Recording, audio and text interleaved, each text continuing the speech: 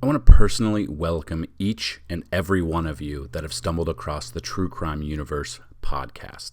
This grisly true crime story will be the very first of hopefully many on this channel. The goal of this series is to bring you the most famous cases in each of the 50 states. If you know cases from your state that you would like featured on this channel, please comment below or email us at truecrimeuniverse@gmail.com, and we'll try to get that story out there. The schedule will be one story a week to feed your true crime addiction, so please do not forget to like and subscribe and comment below what you thought of this story.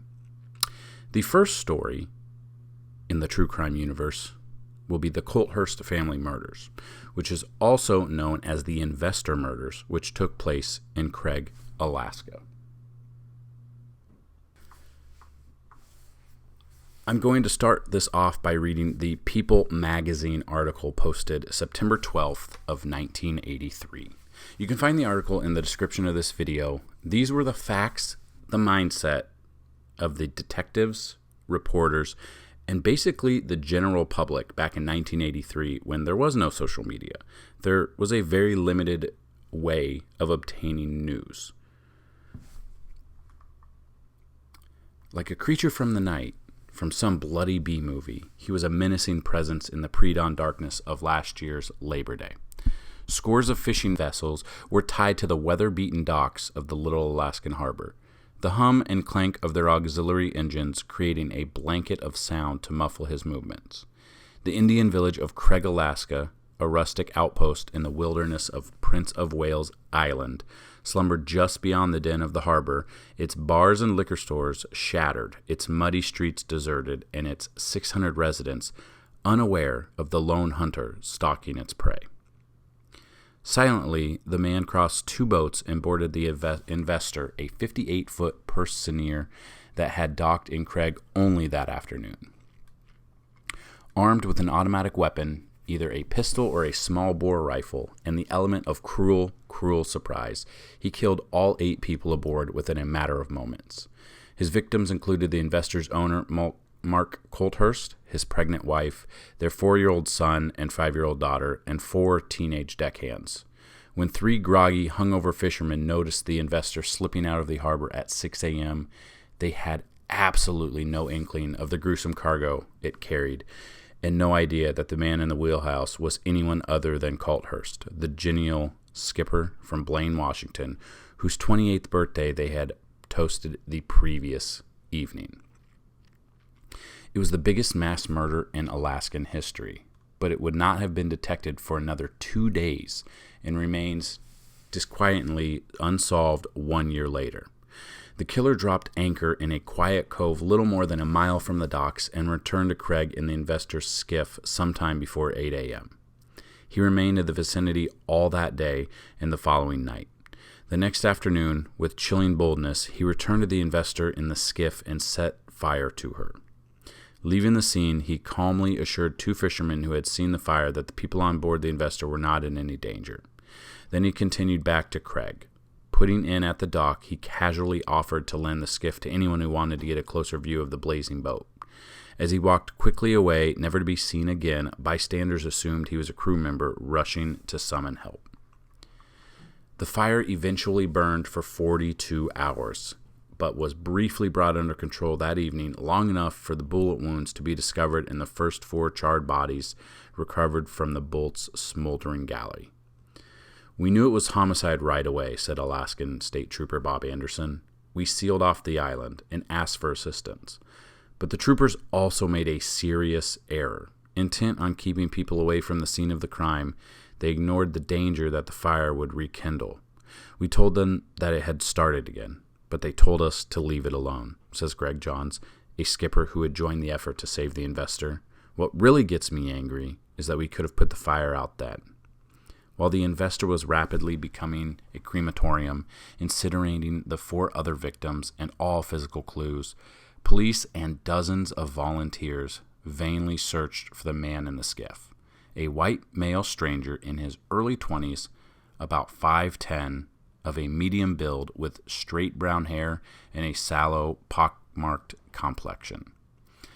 He had been wearing glasses with rectangular lenses, no one matching that description left by the seaplane to Ketchikan or the thrice weekly ferry, so investigators concluded he must have escaped on one of approximately 150 seaners or trawlers in Craig's Harbor at the time of the killings.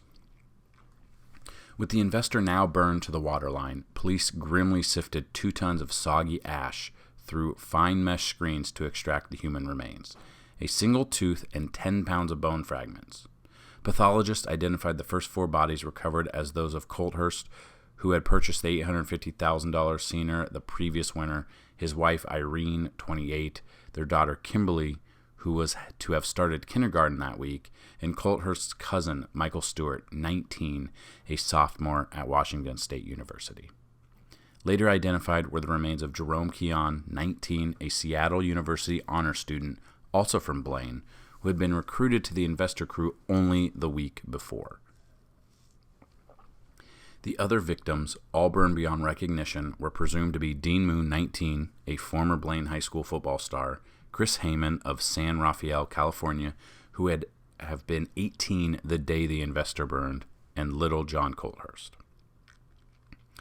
A task force of Alaska State Troopers, led by veteran homicide detective Sergeant Charles Miller, descended on Craig and Blaine in hope of finding a motive for the crime. Drug trafficking was ruled out following interviews with the victims' colleagues and families. Robbery was discounted because seaners carry little or no cash, and the killer's skill in handling the investor indicated he was familiar enough with the fishing business to know that. In Little Blaine, with a population of 2,250 people on the Canadian border, police looked for an explanation in the victim's past. The killer may not be here, but the answer is, declared Miller, yet he found nothing that might have led to the slaughter in Craig, 650 miles up the coast. There was never any indication that anybody on the boat made enemies or that anybody was resentful, said Leroy Fleming, a 20-year-old Border Patrol veteran who had left his job as the investor's cook only a week before the murders. It was the kind of boat that inspired little envy, but what could be gained by killing all the people and burning it up? When pathologists couldn't identify all of the bodies, Sergeant Miller considered the possibility that one of the crewmen had gone berserk, then tried to hide his guilt by burning the bodies. But the theory seemed unlikely, and descriptions of the killer matched no one on board. Every time I pursue something, I keep coming up short, said Miller. There's always something that doesn't fit. One thing that he has stuck in my craw is why the murderer didn't burn the boat right away, or at night when there was darkness to cover his escape. There must have been some compelling reason that caused him to do it in the broad daylight. Could the killer somehow have struck the wrong target, meaning to kill the crew of some other boat? Miller dismissed that possibility when he learned that the gleaming, all-fiberglass investor had stood out like a man in a white suit among the aging vessels around her. Police also discounted a suspicion in Blaine that the investor murders were meant to warn Washington fishermen away from the Alaskan waters. Realistically, there's always been some hard feelings among the Alaskan fishermen toward out-of-state people, said Miller. But this would have been a pretty bloody extreme. I sincerely believe it was an isolated event and won't happen again.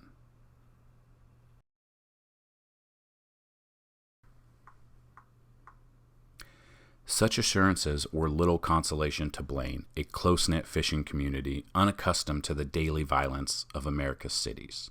Confronted with a crime of apocalyptic cruelty, the town underwent a swift and inexorable change. The outpouring of grief was immediate and heartfelt. Crowds overflowed into the streets as hundreds wept during memorial services. The Coulthurst family alone had lost a son, a daughter-in-law, 2 grandchildren, and a nephew on the investor, and the burden of sorrow was shared by the friends and family of all of the victims until it seemed that a pall of mourning lay over nearly all of Blaine's 600 households. I lie awake in bed every goddamn night, said John Coulthurst, Mark's father. I think, and I think, and I think, why? Until the answer is known, a chill of anxiety and suspicion will rest uneasily on a town in which trust was plentiful. Before the killings, doors in Blaine were often unlocked, Keys were casually left in ignitions, and boats were open to any curious visitor. Now bolts are drawn against intruders, and the movements of strangers are carefully noted. People are a lot cautious, says Leroy Flaming. When they see somebody they don't recognize right away, they keep their eyes on him. The killer, wherever he is, remains a malignant presence in Blaine. There was apprehension last spring when the fishing fleet set out once more for Alaska, and relief when the boats began returning last month. Obviously, the town is still upset, says Tom Burton, Blaine's mayor and a fisherman himself. Everybody thinks about what happened all the time. The reward posters are still up everywhere. The boats are coming back from Alaska, and I've never seen more hugs and kisses on the dock than this year. People are just so glad to see their men coming back alive. Hell, everybody has more locks on their boats now than fish. Such edginess seems especially out of place in Blaine, where ordinarily there's a certain fatalistic acceptance of death. Inevitably, during each fishing season, the fierce storms and treacherous straits of southeastern Alaska claim lives. Each year brings its share of occupational tragedies, crippling accidents, drownings, and fires. But Blaine fishermen have learned to live with the hazards, above and beyond the hard-bitten philosophy that life is fatal to us all. There lies the urge to defy nature's risk. The harsh legacy of the investor is that the murder must now be counted among them. Now, it's almost 2022, and it's been 40 years, almost 40 years since the massacre of 8 people aboard the Investor. Police did think they had a suspect in 23-year-old former deckhand John Peel, which I will be reading from that article as well. You can find that in the description from the New York Daily News. In the months after the brutal slaying, witnesses claimed to see a man in his early 20s, which Peel happened to fit the description at the time. Peel had been with the Coulthursts since 1980, the first years he was working on fishing boats, but in 1982 he was crew on a different ship.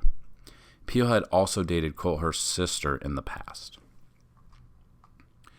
There was never any physical evidence that could tie Peel to the crime, but he was arrested nonetheless. Even Craig's mayor was quoted as saying there were probably 500 guys in town at the time that looked just like him. Even so, things didn't get any better for Peel. He failed a polygraph test, which, as we know now, they're not very reliable. But police, they still like to use it as a scare tactic. They don't hold up in court, so whether or not he was just nervous, we don't really know. And acquaintances of Peel said that the Coulthursts had fired him for alleged drinking and drug abuse. 2 years after the fire, police arrested Peel in his hometown of Bellingham, Washington, and charged him with first-degree murder for the 8 deaths and first-degree arson. The prosecution's theory was that Peel, angered at being fired, flew into a rage and shot Coulthurst and everyone on the boat. Then he used the fire to cover up his crime. Peel's trial started in March 1986 with the case based on circumstantial evidence. One witness testified he was taking a nap a month after the murders when a neighbor's target practice jogged his memory of screams and shots coming from the Investor. He assured the court he was not dreaming. A skipper who knew Peel said he saw him aboard the Investor on the night of the killings. Another witness said he sold Peel gasoline hours before the fire. Others talked of bad blood between the men. Peel's attorneys said that it was possible someone else could have committed the crimes, perhaps a hired killer or a crewman whose body was never identified. 6 months of testimony and 6 days of deliberations resulted in a hung jury and a mistrial. Nevertheless, Peel's second trial started in January of 1988. Newspapers noted that it was the state's longest-running prosecution, and at $2 million, it was the most expensive. This time, it took 3 months of testimony and 4 days of deliberation to eventually acquit Peel. 2 years after his acquittal, Peel filed a $177 million civil suit against the state for wrongful persecution. 7 years later, he settled for a reported $900,000 payout. In an interview on A Current Affair shortly after his acquittal, a reporter asked Peele what he thought would take to clear his name. His response: for them to solve the case. So, what are your thoughts? Will this ever be solved? Even with the way technology has progressed in 40 years, we have DNA testing, we know what that has done. There was really no evidence left after the burning.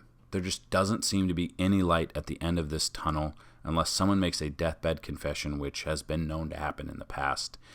And that's, honestly, if the actual murderer is still even alive.